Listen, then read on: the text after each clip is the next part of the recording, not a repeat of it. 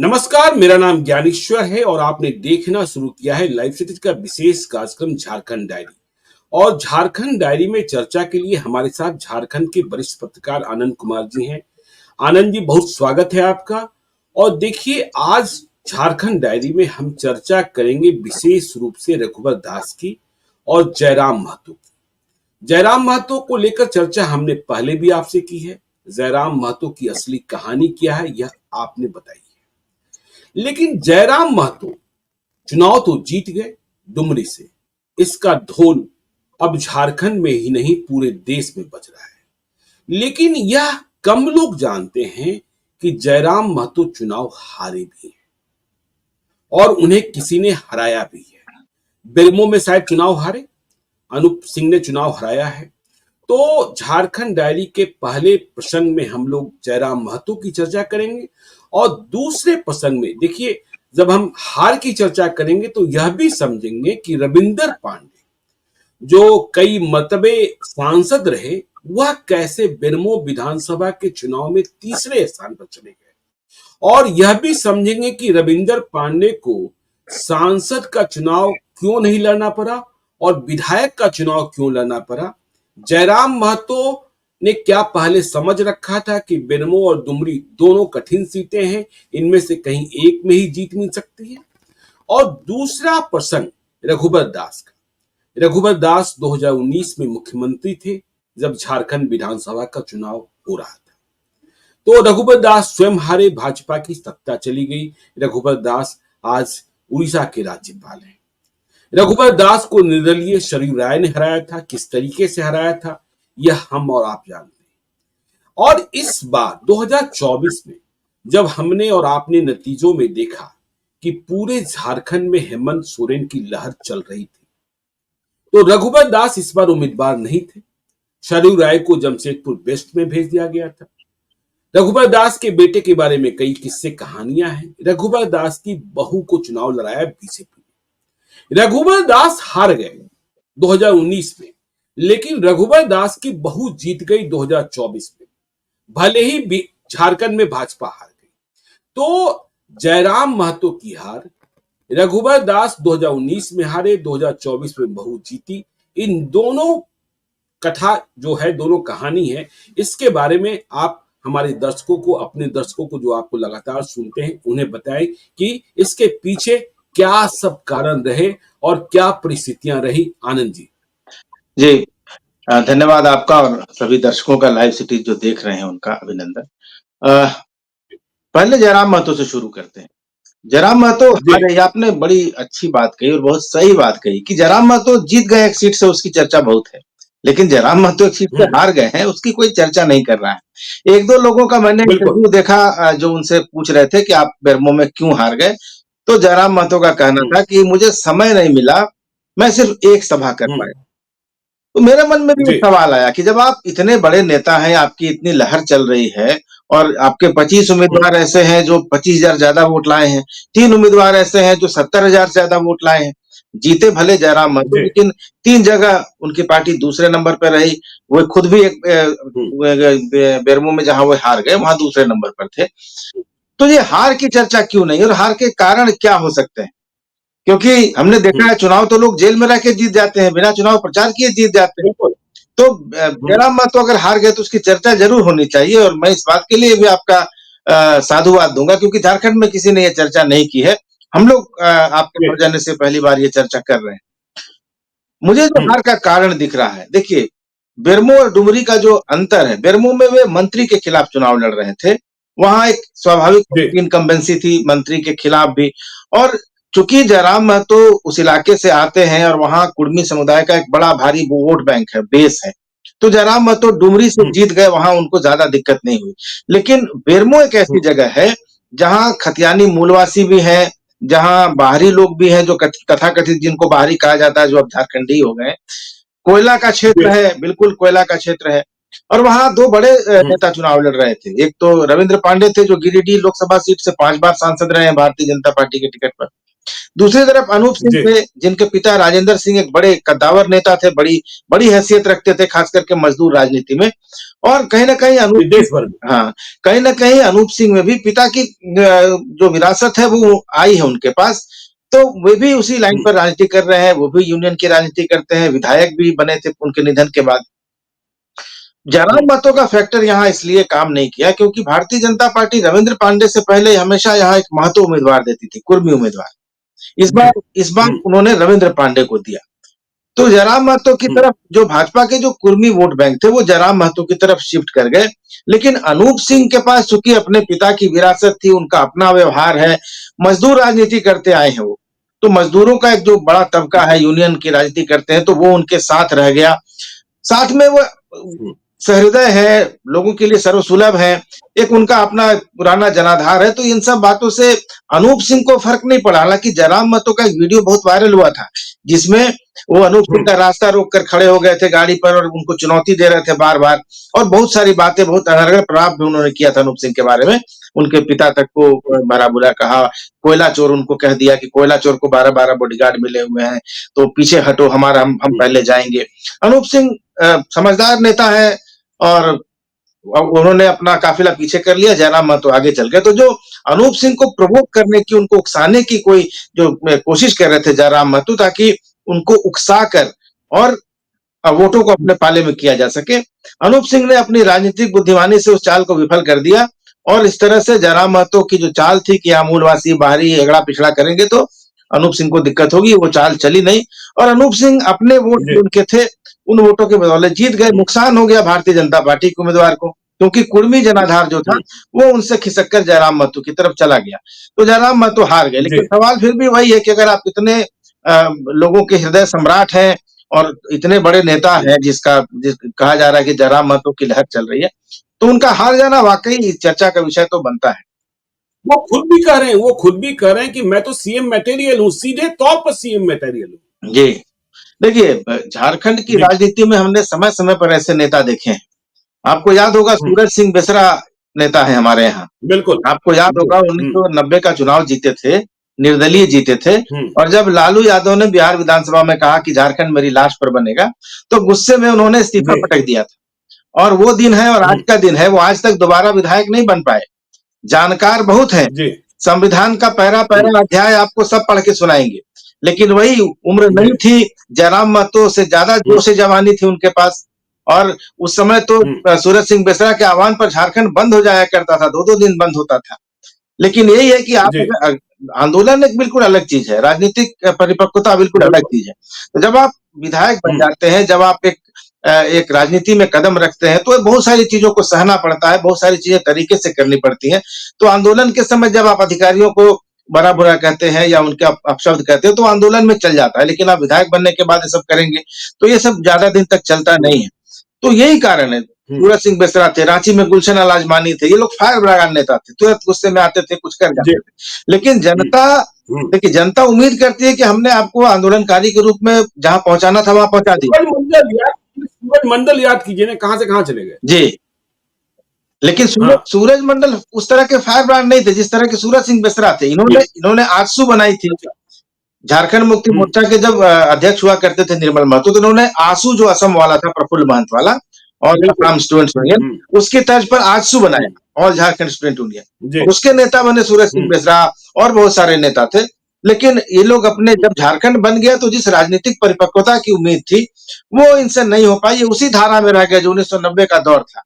कि आज भी आंदोलन करते हुँ, रहेंगे। तो जब आप आपको राजनीति मिल गई, आपको राज्य मिल गया, तो अब आपको राज्य को बनाना है, सँवारना है। आपको जो ज़िम्मेदारी मिली है, जो सदन के अंदर भी अगर आप चीखने लगेंगे, तो सदन के अंदर तो आंदोलन नहीं होगा। सदन की एक विधायी प्रक्रिया होती बिल्कुल। है। एक विधायक के रूप हुँ, में आपको जो विशेषाधिकार मिलते हैं, तो आपको अफ़सरों से कैसे बात करनी है, जनता से कैसे बात करनी है, हुँ, तो ये सीखना पड़ता है। मुझे लगता है जनाब महतो जितनी जल्दी सीख जाएँगे, उतना जल्दी अच्छा होगा। नहीं सीखेंगे तो मुझे डर है कि कहीं सूरज सिंह बेसरा और गुलशन लाल आजमानी जैसे नेताओं जैसा उनका हाल ना हो जाए। सुदेश महतो का क्या हाल हुआ, ये भी देख रहे हैं हम लोग। हाँ, लेकिन सुदेश में तो इस तरह की राजनीति नहीं करते थे। उन्होंने एक तो नहीं आजसू करते। आजसू से जो टूटा हुआ वर्ग था उसको लिया और सुदेश महतो को आप हुँ, देखेंगे जब से उन्होंने आजसू आजसू पार्टी बनाई, एक तो आजसू था ऑल झारखंड स्टूडेंट यूनियन। उन्होंने हुँ, आजसू की तर्ज पर आजसू पार्टी बनाई। आजसू का कोई फुल फॉर्म नहीं है, उसका नाम ही आजसू हुँ, पार्टी है। लेकिन ज्यादातर वो जो पुराने जी, वाले आजसू थे, जो झारखंड मुक्ति मोर्चा का स्टूडेंट विंग था, उससे टूटे हुए लोग हुँ, उनके साथ आए और उन्होंने एक पार्टी बनाई और आज तक वो पार्टी चल रही है 20 साल से। तो इसका मतलब है कि कहीं न कहीं सुदेश महतो के अंदर वो राजनीतिक मैच्योरिटी है कि वो सबको साथ लेकर चलते हैं। हुँ, जबकि जयराम महतो के साथ हमने अभी देखा है, चुनाव के पहले उनके कई साथी चले गए, उनको छोड़कर। तो ये अंतर है। तो राजनीतिक परिपक्वता आने में उनको समय लगेगा, हालाँकि बहुत छोटे भी नहीं है, 30 साल की उम्र होने जा रही है, 30 साल कोई कम नहीं होता। हमने तो 26 साल, 27 साल के विधायक भी देखे हैं। तो मैच्योरिटी बिल्कुल। जितनी जल्दी आ जाए उतना बढ़िया होगा मुझे लगता है। लेकिन हार उनकी जो है बेरमो में, ये वही उसी इमैच्योरिटी के चलते हुए, अगर वो मैच्योरिटी दिखाते हो सकता था कि बेरमो में भी अच्छी फाइट दे पाते। लेकिन वही जो अनूप सिंह को उन्होंने चुनौती दे दी, और एक ही धारा की राजनीति हर जगह नहीं चलती है, ज़मीन हर जगह अलग होती है। लोग कहते हैं कि अनूप सिंह के कारण ही बोकारो में भी इंडिया ब्लॉक को फायदा मिला और बीजेपी को नुकसान हो गया। जी, वहाँ जयराम का फैक्टर भी कुछ काम किया, क्योंकि बिरंची नारायण जो विधायक जी, थे भाजपा के, ग्रामीण क्षेत्रों में उनको अच्छी हुँ, बढ़त मिलती थी, क्योंकि शहर में भी वहाँ कांग्रेस का अच्छा प्रभाव है, बोकारो में पहले भी। हुँ, 99,000 वोट जी, के आसपास 2019 के चुनाव में कांग्रेस की जो अभी जीतने वाली विधायक है, उनको मिले थे। तो हुँ, ग्रामीण वोटों में जयराम महतो की पार्टी ने जो कैंची चला दी, उसका नुकसान हो गया। और चूंकि वहाँ विरंची नारायण के खिलाफ एक एंटी इनकम्बेंसी थी, 3 बार से विधायक थे, और अनूप सिंह का अपना भी प्रभाव हुँ, था, राहुल गांधी की 2 सभाएं भी हुई थी उस इलाके में। उन सब हुँ, चीजों का उस पर ज्यादा असर पड़ा, लेकिन मुख्य कारण विरंची नारायण का उनका उनके खिलाफ एंटी इनकम्बेंसी थी। भाजपा के जो भी बड़े नेता हारे, चाहे वो भवनाथपुर से भानु प्रताप शाही हारे, विरंची नारायण हारे, जिनके जी, बारे में कहा जा रहा था कि इनको बड़ा पद मिल सकता है, बड़ी जिम्मेदारी मिल सकती है, चाहे वो मुख्यमंत्री के रूप में हुँ, प्रोजेक्ट किए जा रहे हैं अमर बावरी हो चंदन क्यारी से। भाजपा के जितने इस तरह हुँ, के नेता थे, जो अपने आप को ये मान के चल रहे थे कि अगर सरकार बनेगी तो बड़ा रोल मिलेगा, ये सारे नेता चुनाव हार गए। बाबूलाल मरांडी चूंकि इसलिए जीत गए क्योंकि वहां जो बीजेपी के बागी थे, निरंजन राय, उनको आखिरी वक्त हुँ। में बैठा दिया गया, भाजपा में उनको वापस ले आया गया। और अमित शाह से उनकी मुलाकात कराई गई। अब बहुत तेवर में दिखाई पड़ रहे थे निरंजन राय। मुझे देखिए, मैंने कुछ वीडियो देखे थे जिसमें निशिकांत दुबे उन्हें समझाने की कोशिश कर रहे हैं, लेकिन लोग निरंजन राय जिंदाबाद के नारे लगा रहे थे और तमाम चीजें हो रही थी। तो निरंजन राय का बैठ जाना बाबूलाल मरांडी को फायदा कर गया। अब फायदा उनको बैठाया इसलिए गया क्योंकि ये खतरा ये था बीजेपी के जी, सामने कि उनका प्रोजेक्टेड सीएम ही हार जाता, अगर निरंजन राय चुनाव में हम्म, बने रह जाते तो। आखिरी वक्त में उनको बैठाया हम्म, गया, प्रचारित किया गया कि नहीं, निरंजन राय बैठ गए हैं। इसके बावजूद, बैठने के बावजूद उनको करीब 1500-1600 वोट आ गए। तो ये अच्छा। खतरा था। तो भाजपा के जितने बड़े स्टारवार्ट थे, वो सारे इस चुनाव में या तो हार गए या बहुत मुश्किल से जीते। आपने कहा कि बाबूलाल मरांडी प्रोजेक्टेड सीएम थे। कितने लोगों को सीएम बनाने का मतलब आश्वासन दे रखा था बीजेपी ने? अभी आपने बावरी का भी नाम ले लिया। कितने लोग इस लाइन में थे, पता ही नहीं चलता है। हाँ, क्योंकि किसी को तो कहा नहीं गया था, भाजपा किसी चेहरे पर चुनाव नहीं लड़ रही थी। तो जी, इसके चलते ये हो रहा था कि अमर बावरी के पीछे तर्क ये था कि भाजपा ने आदिवासी सीएम बना दिए, पिछड़ा को भी सीएम बना हम्म, दिया रघुवर दास के रूप में। तो अब एक दलित की हम्म, बारी है, शेड्यूल कास्ट के उम्मीदवार की बारी है, और आप चूंकि नेता प्रतिपक्ष हैं, तो आप प्रबल हम्म, दावेदार हैं। बाबूलाल मरांडी को बिल्कुल। भाजपा में लाया गया था, झारखंड के पहले मुख्यमंत्री थे, और चूंकि प्रदेश अध्यक्ष थे, तो उनका नाम चल रहा था कि अगर भाजपा की सरकार बनेगी तो वो बनेंगे। चंपई सोरेन को लाया गया हम्म, था, वो तुरंत तुरंत मुख्यमंत्री पद से हटे थे, तो उनको भी कहा गया था कि आपको आपकी हैसियत के अनुसार भारतीय जनता पार्टी पद देगी। तो 3-4 नाम तो हम्म, चल रहे थे। अब भाजपा को सत्ता नहीं मिली, सत्ता मिलती तो ये देखना बड़ा दिलचस्प हो जाता कि आखिर इस रेस में हम्म। कौन आगे निकलता। तो सबसे बड़े लूजर तो चंपई सोरेन ही हो गए। देखिए, अब तो कुछ भी नहीं, बिल्कुल पैदल ही हो गए, विधायक बनकर रह गए, बेटा भी चुनाव हार ही गया। तो सोरेन तो सबसे बड़े लूजर ही माने जाएंगे। जी, चंपई सोरेन बेचारे बीजेपी के ट्रैप में फंस गए। इनको बीजेपी के ट्रैप में फंस इनको गए। चूहेदानी लगा के हिमंता बिस्वा शर्मा ने फंसा लिया। पहले तो देखिए, हाँ, हेमंत सोरेन जब जेल से बाहर आए, तो ये नैतिकता हम्म, का तकाजा है कि आप नंबर 2 को पद दे के गए हैं, और आपको अदालत ने ये जी, कहते हुए जमानत दी है कि आपकी गिरफ्तारी का कोई आधार नहीं बनता।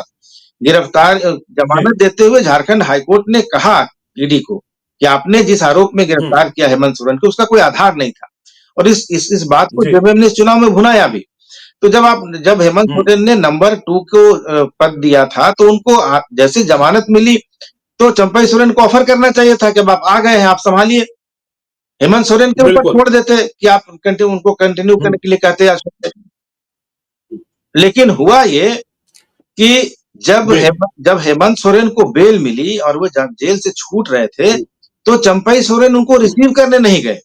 वो कैबिनेट की बैठक कर रहे अच्छा, थे। वो कैबिनेट की बैठक कर रहे थे। हुँ, हिमंता बिस्वा हुँ, शर्मा ने बाद में ये बोला भी कि मैं तो 5-6 महीने से चंपई सोरेन के संपर्क में था। तो एक एक धारणा ये भी चल रही थी कि अगर हुँ, चंपई सोरेन हुँ, लंबे समय तक हेमंत सोरेन के बाहर आने के बाद भी सीएम रहते, तो झारखंड मुक्ति मोर्चा को 2 फाड़ कर जाते और उसके बाद हो सकता था कि बिल्कुल, भाजपा के सहयोग से सरकार बना लेते। उसके बाद भी हुँ, जब हुँ, उनको उनसे इस्तीफा लिया गया, तो हेमंत सोरेन ने उनको मंत्री बनाया। चंपई सोरेन ने खुद कहकर मंत्री पद लेना स्वीकार किया। आप मुख्यमंत्री पद से हटते हैं और उसी सरकार में फिर मंत्री बन जाते हैं, तब आपका अपमान नहीं होता है। 40-45 दिन के जी, बाद चंपई सोरेन को जब भाजपा ने एहसास कराया कि आपका तो अपमान हो गया भाई साहब, तब चंपई सोरेन को लगा कि हाँ, हुँ, हाँ, मेरा तो अपमान हो गया और तब ये सब चीजें शुरू हुई। तो मुद्दा यही था कि चंपई सोरेन उस समय भी अपने साथ 7-8 विधायक लेके जाएँगे और उसके बाद जी, चुनाव में भाजपा एक बड़े नैरेटिव के साथ जाएगी कि झारखंड मुक्ति मोर्चा में सब कुछ ठीक नहीं है, परिवार की पार्टी है, आदिवासियों का अपमान करती है। लेकिन ये सब चाल नहीं चली और अब तो सबसे बड़े लूज़र दिखाई दे रहे हैं चंपई सोरेन क्योंकि उनको कुछ नहीं मिला। बिल्कुल। अगर जेएमएम में होते तो इसमें तो होशियार इसमें तो हाँ, इसमें तो आनंद जी होशियार लालू यादव भी निकले कि उन्होंने देखिए किसी दूसरे पर विश्वास ही नहीं किया, जी, राबड़ी देवी को मुख्यमंत्री बनाया, रसोई घर से निकाल लिया और देखिए दूसरा उदाहरण भी है कि जब नीतीश कुमार ने जीतन राम मांझी को मुख्यमंत्री बनाया था, तो फिर क्या परेशानी हुई थी। ठीक है, आज जीतन राम मांझी नीतीश कुमार के साथ ही एनडीए अलायंस में भी जी। हैं, लेकिन मुख्यमंत्री हटा के रूप में उन्हें हटाने में किस तरीके की मशक्कत करनी पड़ी थी नीतीश कुमार को, यह बात भी हम और आप जानते हैं। तो चंपाई सोरेन सबसे बड़े लूजर। लेकिन एक और बिंदु छूट गया जब हम बेरमो की चर्चा कर रहे थे। बेरमो और बोकारो और गिरिडीह की जब बात होती है तो रविंदर पांडे की बात होती है। रविंदर पांडे को क्यों सांसद का टिकट नहीं मिला था और बेटिकट क्यों किए गए कि उन्हें विधानसभा का चुनाव लड़ना पड़ा और इसका परिणाम यह हुआ कि जो कुर्मी मतदाता बीजेपी के साथ थे वह भी जयराम महतो के साथ चले गए। देखिए यह तो स्ट्रेटिकल मिस्टेक है। देखिए 2019 का लोकसभा चुनाव जब था, भारतीय जनता पार्टी के जी, सिटिंग सांसद थे उस समय रविंद्र पांडे और जी, आजसू उस समय दबाव बना रहा था कि वो एक लोकसभा सीट दी जाए उसको। हम्म, हजार और हम्म, उसका जोर हजारीबाग लोकसभा सीट के लिए था क्योंकि जो चंद्रप्रकाश चौधरी जिनको बाद में टिकट मिला आजसू की तरफ से, वो रामगढ़ से विधायक होते जी, थे। रामगढ़, मांडू, बिल्कुल। बड़का गांव ये सब हजारीबाग लोकसभा क्षेत्र में आता है। लेकिन भाजपा को हम्म, लगा कि नहीं हजारीबाग एक तो हमारा पुराना गढ़ है, दूसरा वो हम्म, कम्युनल दृष्टि से देखें तो थोड़ा सेंसिटिव एरिया भी है, हिंदू मुस्लिम का वहां जी, चलता है। जी, तो भाजपा ने हम्म, उनको गिरिडीह शिफ्ट कर दिया क्योंकि गिरिडीह भी मुस्लिम महतो बहुल इलाका है। तो वहां उनको जी, शिफ्ट किया गया और बेचारे रविंद्र पांडे को बलि का बकरा एक तरह से बना दिया गया। तो हम्म, रविंद्र पांडे स्केपगोट बन गए, बिना किसी गलती के उनको पद से हटा दिया गया। उसका उसका उसकी भरपाई भाजपा ने इस तरह से की कि उनके बेटे विक्रम पांडे को 2019 के विधानसभा चुनाव में टुंडी से टिकट दिया, लेकिन वे बड़े अंतर से जी, चुनाव हार गए और फिर एक बार उनको हम्म, भाजपा ने भरपाई करने के लिए इस बार बेरमो से टिकट दिया, लेकिन इस बार फिर वो चुनाव हार गए। तो टिकट तो उनका कटा हम्म, था इक्वेशन में, चूंकि आजसू को एक सीट देनी थी और हजारीबाग भाजपा हम्म, नहीं चाहती थी कि आजसू को दी जाए, इसलिए उनका टिकट कटा था और 2 बार उनको भाजपा ने विधानसभा में मौका दिया, एक बार बेटे को दिया, एक बार उनको भी दिया।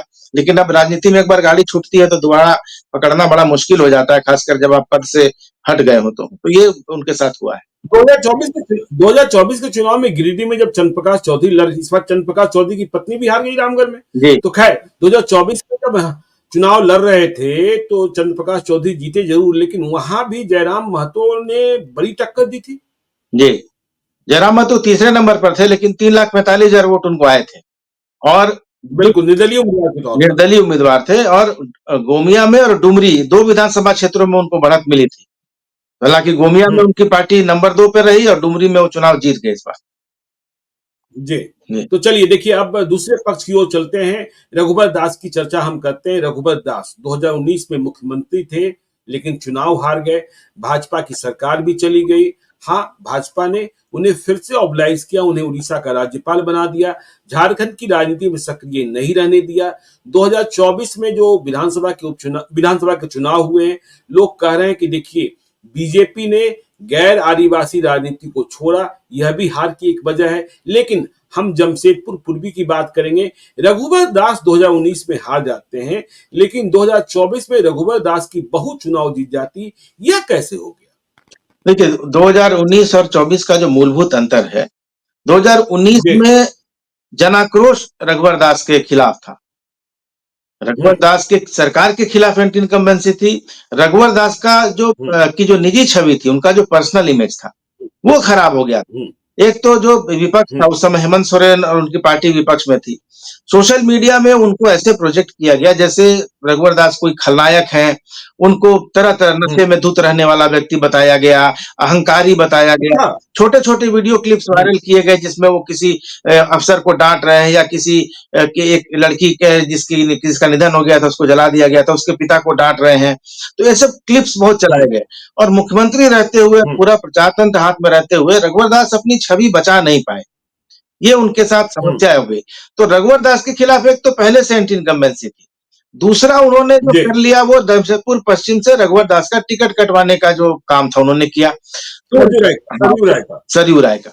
तो ये जो जनाक्रोश और एंटी इनकम्बेंसी थी, उसमें एक नया फैक्टर जुड़ गया कि आपने एक ऐसे नेता को अपमानित किया जो ईमानदार है, भ्रष्टाचार के खिलाफ मुखर रहता है और साफ स्वच्छ छवि का व्यक्ति है। तो ये जनाक्रोश दुगुना हो गया। ये भाजपा कार्यकर्ताओं का आक्रोश नहीं था, ये आम जनता का आक्रोश था, जिसकी वजह से रघुवर दास 2019 का चुनाव हार गए। लेकिन 2024 में जनाक्रोश भाजपा के खिलाफ नहीं था। 2024 में भाजपा के एक वर्ग का आक्रोश था कि परिवारवाद है, खुद चुनाव हार गए तो अब बहू को ले आए। तो भाजपा का एक वर्ग था जो आक्रोशित था। आनंद सवाल और ले लेते हैं। लोग कहते हैं कि देखिए बहू जीत गई, यदि बेटा खड़ा होता तो स्थितियां फिर से खराब होती। बेटे को लेकर बहुत अच्छी छवि नहीं है जमशेदपुर के लोगों में कि रघुवर दास का बेटा भी, मतलब लोग कई किस्से कहानियां कहते हैं। जी, तो बेटे आप सही कह रहे हैं। बेटा को हर आदमी चाहता है कि बेटा ही वंश आगे बढ़ाए, लेकिन बेटे के साथ कुछ समस्याएं हैं। अभी कुछ महीने पहले उड़ीसा के राजभवन में एक अधिकारी ने आरोप लगाया था कि राज्यपाल के बेटे ने उसके साथ मारपीट की और बड़ा हंगामा राष्ट्रीय स्तर पर चर्चित हुआ था। रघुवर दास जब यहाँ पर मुख्यमंत्री थे, तभी भी बहुत सारे किस्से कहानियां हैं उसमें, बहुत सारी चीजें पुष्ट है, बहुत सारी अपुष्ट है। एक वीडियो बहुत वायरल हुआ, एक ऑडियो वायरल हुआ था बहुत, जिसकी चर्चा हुई थी। उसमें किसी महिला के साथ उनके संवाद थे और चौक चौराहों पर ऐसे बहुत सारी चीजें थी, किसी को डांट दिया, किसी को धमका दिया। तो बेटे की छवि अच्छी नहीं थी और पूरे चुनाव में रघुवर दास ने अपने बेटे को और अपने भाई भतीजों को कह दिया था कि तुम लोग चुनाव में नजर मत आना, घर के अंदर रहिए। अच्छा। हाँ, जो अंदर से तो बातें कैबिनेट, अपना किचन कैबिनेट में संभालो, ये सब चीजें करो, लेकिन कार्यकर्ताओं के बीच में या जनता के बीच में नहीं जाने दिया। तो रघुवर दास ने भी एक परिपक्वता का परिचय दिया, सूझबूझ दिखाई कि कम से कम इन लोगों को आगे रखेंगे तो कोई रिएक्शन ना हो जाए। और बहू उनकी जो थी, बहू जो है वो उनको दाद देनी होगी। पहली बार लग नहीं रहा था कि चुनाव लड़ रही है। सबसे विनम्रता से मिलना, सबके पैर छूना।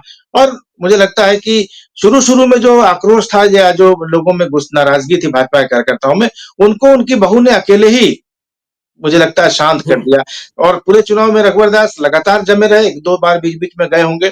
उन्होंने भी व्यक्तिगत स्तर पर लोगों को समझाया, बुझाया और लोगों का जो नाराजगी था कार्यकर्ताओं का, उसको शांत किया। लेकिन मूल रूप से भाजपा के जो वोटर थे, उनमें वो नाराजगी नहीं थी। वो नाराजगी 2019 में, वो नाराजगी 2024 में नहीं थी। और डॉक्टर अजय कुमार के साथ जो यहाँ कांग्रेस के उम्मीदवार थे, उनके साथ समस्या ये थी कि चुनाव की तैयारी और चुनाव का प्रचार दोनों उनकी तरफ से थोड़ा-सा कमजोर मुझे लगा, क्योंकि उनकी योग्यता पर, उनकी छवि पर कोई सवाल नहीं है। उनकी लोकप्रियता पर भी कभी किस तरीके से शांत कराया था। देखिए मुझे तो याद है 1994 के वो दिन याद है कि जमशेदपुर कैसे स्मशान घाट बन रहा था और किस तरीके से वहां खान ब्रदर्स और उधर गरमनाला लड़ाई चल रही थी, रोज लाशें मिल रही थी। टाटा कंपनी ने कह दिया था हम शहर छोड़ देंगे और टाटा ही छोड़ देता तो फिर जमशेदपुर बचता क्या। फिर किन परिस्थितियों में टाटा ने लालू यादव से कहा कि डॉक्टर अजय कुमार की तैनाती कीजिए, फिर वहां इनकाउंटर शुरू हुए।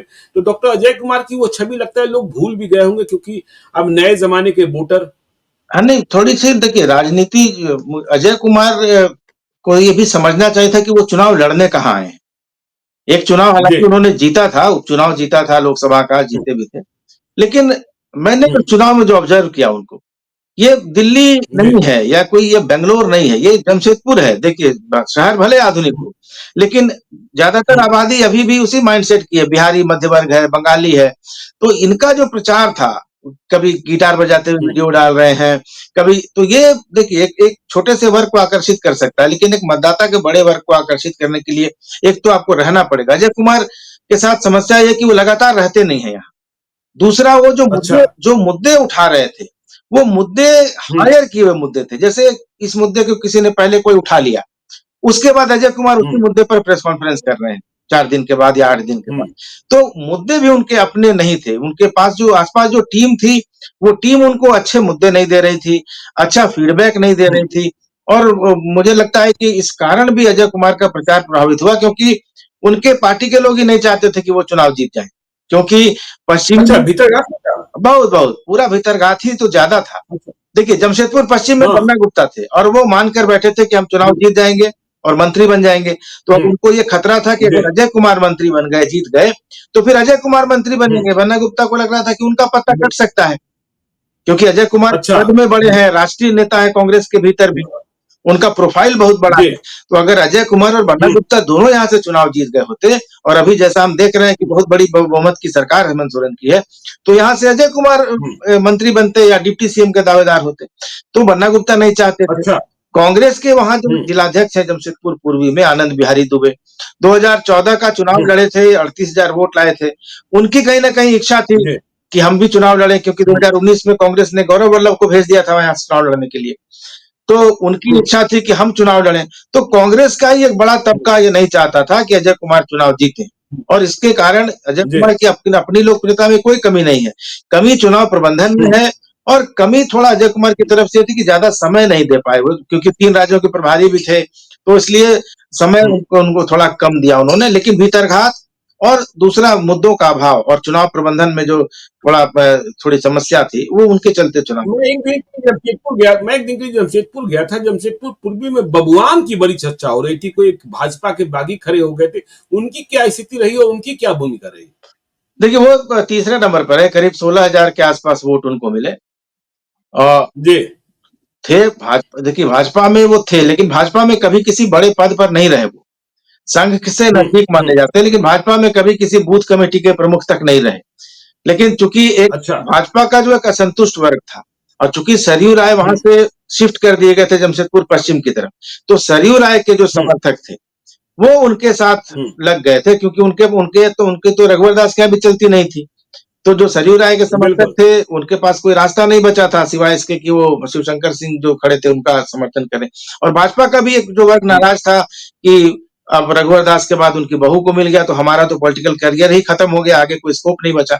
वैसे लोग उनके साथ आए तो हम्म। 16,000 वोट शिवशंकर सिंह पहली बार लड़के लाए हैं, तो मुझे लगता है कि ये भी उनके लिए उपलब्धि है, पहली बार चुनाव लड़के 16,000 वोट ले आना, खास करके जब अजय कुमार जैसा दिग्गज सामने हो और रघुवर दास की बहू एक तरफ हो। तो मुझे लगता है कि उनके लिए भी चुनाव जी। ठीक-ठाक ही रहा। अच्छा आनंद जी, ये बताइए, देखिए अब तो हेमंत सोरेन मुख्यमंत्री बन ही गए। बीजेपी को विपक्ष में बैठना है। नेता विपक्ष आप किसे देख रहे हैं इन परिस्थितियों में? क्योंकि बड़ी भूमिका होती है और बीजेपी में कई चेहरे हैं। जी। तो मुझे लग रहा अभी जो चर्चा 2 नामों की हो रही।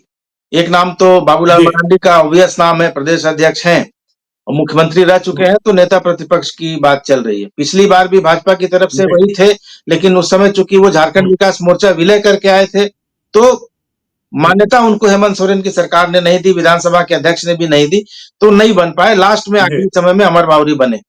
लेकिन इस बार भाजपा से हम्म। जीत के आए हैं तो ज़्यादा उम्मीद है कि बाबूलाल मरांडी बनेंगे और या फिर सीपी सिंह जो रांची के विधायक हैं, 7वीं बार चुनाव जीत के आए हैं। उनकी चर्चा हो रही क्योंकि हम्म। वो विधानसभा के अध्यक्ष भी रहे हैं, मंत्री भी रहे हैं, तो विधायी कार्यों का भी अनुभव है, विधानसभा के संचालन का भी अनुभव है। तो इन 2 लोगों के बीच ये चल रहा है कि भाजपा किसको बनाएगी। अगर भाजपा फॉरवर्ड वोट साधना चाहेगी, जो उसके साथ खड़ा रहा है हम्म। संकट की घड़ी में, तो सीपी सिंह बनाए जा सकते हैं। जी। भाजपा के साथ हम्म। समस्या है कि अब कोई बड़ा ओबीसी चेहरा नहीं है, वीरेंद्र सिंह नारायण भी हार गए हैं। तो और एक आदिवासी चेहरे के रूप में बाबूलाल मरांडी हैं। तो मरांडी या सीपी जी। सिंह इन दोनों में से चर्चा हो रही है क्योंकि तीसरे एक आदिवासी नीलकंठ सिंह मुंडा थे, वो भी चुनाव हार गए, 6 बार के विधायक थे। तो हम्म। ज़्यादा ऑप्शन बचा नहीं है बीजेपी के पास। तो मुझे लगता है कि तो, सीपी सिंह या तो मरांडी। इसका तो इसका असर ये है कि जब बीजेपी समीक्षा कर रही है और नए भाजपा अध्यक्ष की भी बात हो रही, तो भाजपा अध्यक्ष और नेता प्रतिपक्ष एक आदिवासी होगा और एक गैर आदिवासी होगा। जी, ये होगा। तो क्या लगता है आपको? मुझे लगता है कि जिस तरह से भारतीय जनता पार्टी ने आदिवासियों का भरोसा खो दिया है, 1 सीट मिली है, वो भी जी। चंपई सोरेन जैसा बड़ा चेहरा था तो मिल गई। मुझे लगता है कि बीजेपी बिल्कुल। अब अपनी पुराने ढर्रे पर आएगी। वो जो ओबीसी राजनीति हम्म। कर रही थी, तो चूंकि रघुवर दास तो राज्यपाल है, तो मुझे लगता है कि कोई ओबीसी प्रदेश अध्यक्ष बनाया जाएगा और एक आदिवासी हो सकता है कि नेता प्रतिपक्ष बना दिया जाए। अगर आदिवासी नेता प्रतिपक्ष बनेगा तो ओबीसी प्रदेश अध्यक्ष बनेगा।